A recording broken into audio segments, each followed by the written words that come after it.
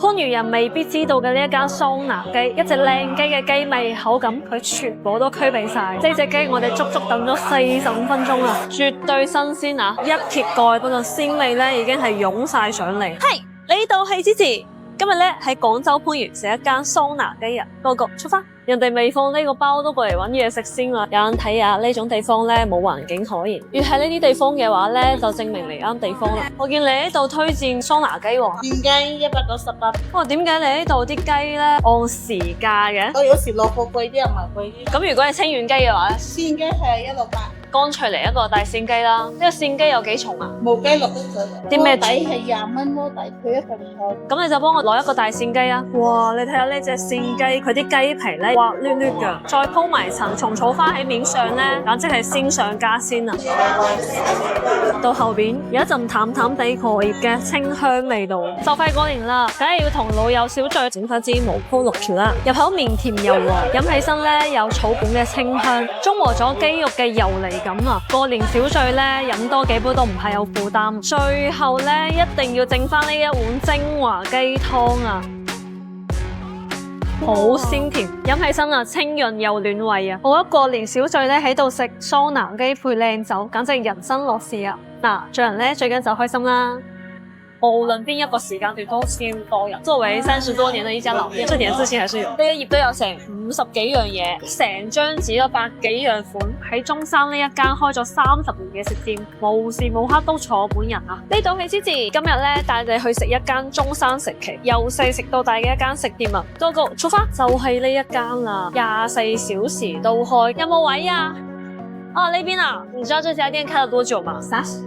嗱，嚟食呢一間咧，我就極力推薦呢一個牛腩湯粉啊！呢度嘅牛腩超正，一陣你就知啦。再點一個生滾粥，食粥嘅話咧，一定要點佢嘅肉丸瘦肉粥啊！佢嘅肉丸都係超級無敵大粒。跟住我哋再叫一個拉布粉啦，拉布粉你係想食咩餡啊？呢度有瘦肉嘅、雞蛋嘅，我中意食肉蛋咁食啦。一於我幫你決定啦。嗱，粥粉麵叉個飯，你食咩飯啊？你減肥啊，要9個媽媽。4樣餸落單，睇佢幾大嚿，10蚊嘅牛拉布粉，再加2蚊嘅蛋，佢啲牛肉俾得好大一塊啊，好夠味。跟住呢個肉丸瘦肉粥咧12蚊，佢直情係喺個烹裏邊畢出嚟，可能冇咁過嚟，但佢一個粥真係好綿滑，佢肉丸都好彈牙，而且裏邊放咗啲芝麻落去，寫身有少少芝麻香味。牛腩麵，哇佢一個麵嗦晒啲湯汁啊，可能有少少煮過濃，佢個麵有啲腍一滯，寫身冇咁彈牙，但係佢味道咧係真係 OK 啊。再試下佢嘅牛腩先，牛腩正啊，煲得好腍，不愧係中山老街區嘅煙火氣，夠地道啊！嗱，做人咧最緊就開心啦。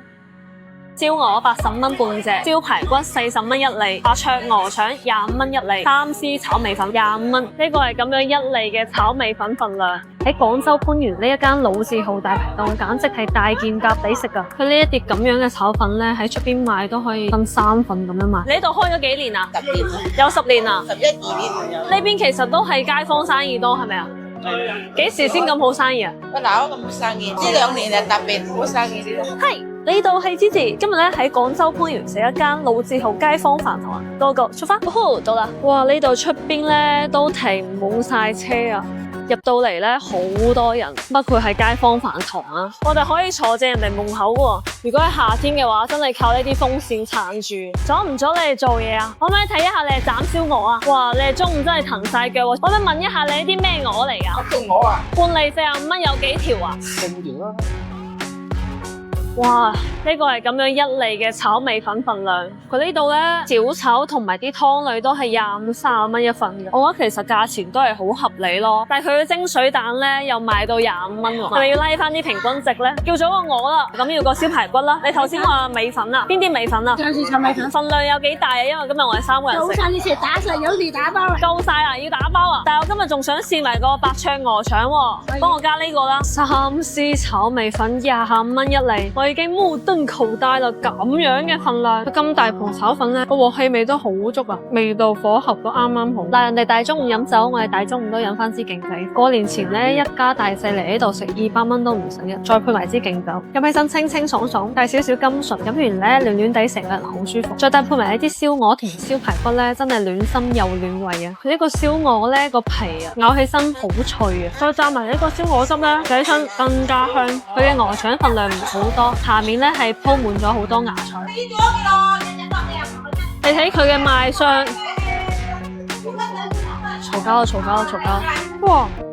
啲鵝腸寫身好倒口啊，啲燒排骨都可以喎，啲肉寫身都嫩，唔會好柴，寫身都好焦香啊。不過佢裏邊嘅汁水就唔算多啊。今日呢一餐咧真係份量十足，人均幾十咧已經係食到扶晒牆，街坊生意果然係實在。住喺附近嘅話咧，平時真係都可以嚟食翻餐啊。嗱，做人咧最緊要就開心啦。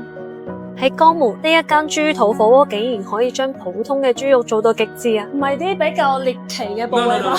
我哋係好囂張啦做得，我哋用嘅咧係福建東山島嘅頭嘴紫菜，係每年都要拍賣嘅。重點推介嘅豬花膠一定唔好超過50。呢個就係成個豬肚最脆嗰位豬肚尖啦。咩叫爽夾脆？就係我哋嘅豬雪花啦。諗唔到啲豬肉部位咧都分得咁精細，個名都整到咁神秘。係呢度係 Cici，今日咧嚟到江門蒲崗食一間豬肚火鍋啊！Go go，出發！係咪撞見咗明星啊？你好，歡迎！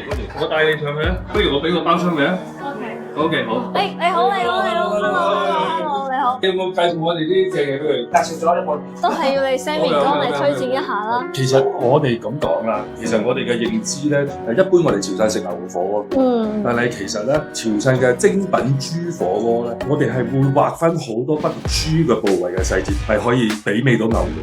推薦2、3樣一定必食嘅俾你啊！可以。例如我哋有豬花膠啦、豬螺片啦，你第一你食咗先，你估下究竟會係邊一個部位咧？要我估，唔係啲比較獵奇嘅部位嗎？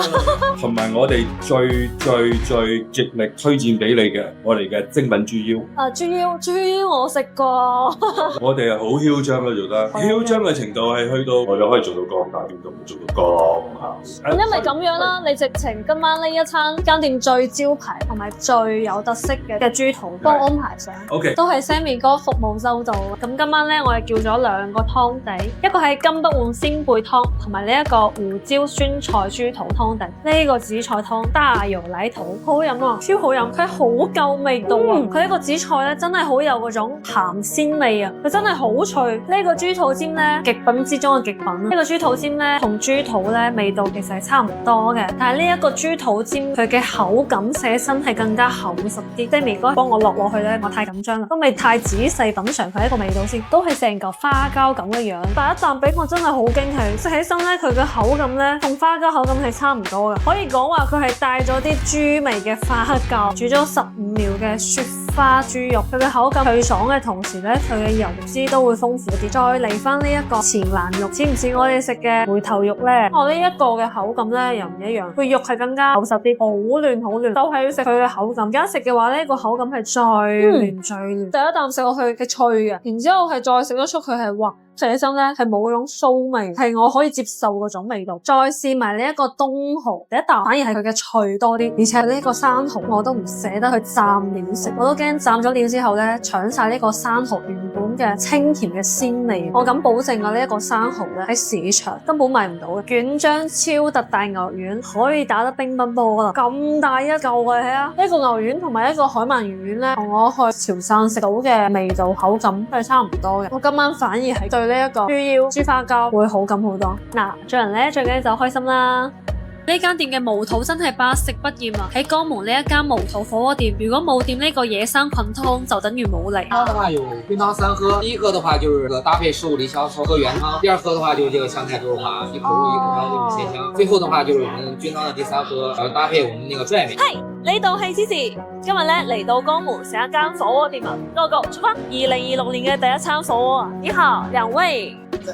OK，佢一個好好啊，大瓶咁樣點單，好爽。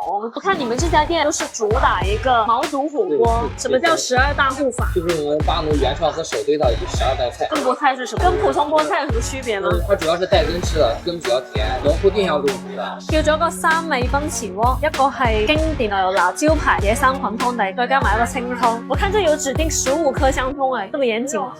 呢個湯飲起身淡淡地，但係佢係有好濃郁菌湯嘅味道。毛肚食起身比我平時食到嘅毛肚啊，會更加爽脆啲。蘸呢個牛油辣嘅湯底，佢既唔會搶到毛肚嘅鮮味，但又食到佢呢個牛油辣醇香嘅味道。M6嘅澳洲和牛雪花。食起身好有嚼勁，搭配埋佢一個牛油辣嘅鍋底咧，食起身簡直係香上加香啊！風菠菜有冇聽過？哇，佢呢個菜翠綠翠綠的，好清甜。再試埋呢一個壽球菌，就鮮就爽脆。呢個壽球菌咧，吸滿晒佢一個野生菌嘅湯底味，食完咧個身上咧都冇留啲咩味道。呢個淨風系統咧真係掂水。嗱，做人咧最緊就開心啦！今期呢一間中山南頭要本地人帶路先知嘅甜品茶餐廳，竟然係牛雜煲出名。係呢度係芝芝，今日咧嚟到中山南頭食一間甜品茶餐廳啊！個個出發！呢間店不務正業喎，佢咪做開甜品茶餐廳嘅咩？牛雜火鍋、排骨飯都有得食喎。你好，三位，我們坐這邊吧。哇！佢呢度咧火鍋煲、牛扒、豬扒、雞扒、老火靚湯都有，應有盡有。我哋賣得最多嘅就係牛雜煲啊！好似你今日4個朋友一齊嚟嘅話，可以點我哋呢個套餐啦，108蚊。跟住甜品咧，有冇推薦甜品？甜品嘅話，花冰啊、雙皮奶呢啲，我哋係用順德水牛奶做嘅。牛雜煲套餐，佢一個係醬香味嘅，佢個嘅牛雜煲咧係冇放嗰啲牛肝同埋牛肺嘅，主要係放嗰啲金錢肚啊、牛腩啊、牛筋同埋啲牛腸嘅，味道係啱啱好，個醬汁好濃郁，唔下飯。五指毛肚嘅豉油雞啊，呢個雞用嘅係啲清遠雞嚟，佢皮好爽口彈牙，而且佢啲五指毛肚味咧好突出，跟住再食到嘅咧係佢豉油嘅鹹鮮醬香味。佢呢個榴蓮餅咧係用真嘅榴蓮果肉同埋芝士，食起身真係好香脆啊！芒果雪花冰，啲芒果好甜啊，佢上面咧仲放一啲脆波波，脆波波裏邊係啲脆嘅馬蹄，佢嘅冰咧係放甜牛奶落去做噶，唔係放淡奶。佢啲雙皮奶都係當當當嘅，一個雙皮奶好滑啊，而且佢嘅奶香好濃郁，甜度係啱啱好嘅，同順德嘅有得比。我覺得呢一餐嘅正餐同埋下午茶小食咧都做得好出色噶，特別係佢一個牛雜煲茶，做人咧最緊就開心啦。喺中山呢一間融合菜傳統老鮮味撞正新潮腦洞。你呢度係主要做咩菜式㗎？我哋呢邊咧主要係以粵菜為主嘅一個融合菜，因為一啲手工嘅家常菜咯。係呢度係芝芝，今日咧嚟到中山火腿區食一間融合菜啊，新派粵式融合菜。你好，三位，仲有啲咩推薦嘅菜式啊？可以試下我哋嗰個即係話金雙肉脆嗰個馬蹄爽，係一個比較新穎嘅手工做嘅一個咕嚕肉，可以試下睇唔見魚嘅一個魚肉先。咁魚係用咩魚？用咩藥？我哋係攞汁煎過，熬白啲湯之後再攞嚟煮翻啲羊肉。